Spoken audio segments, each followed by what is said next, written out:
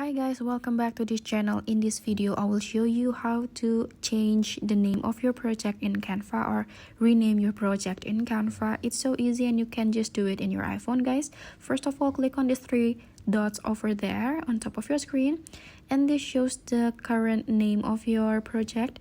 To change it, just click on this pencil icon over there, and then you can type the new name of your project like this. After you're done typing, you can click on done. Alright, now your project is saved under this name. So if you go to Canva, you can just search this name and this project will show up after you search it.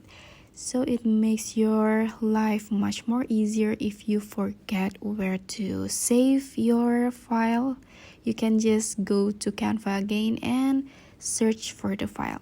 So thank you guys for watching. I'll see you guys in another tutorial videos from this channel.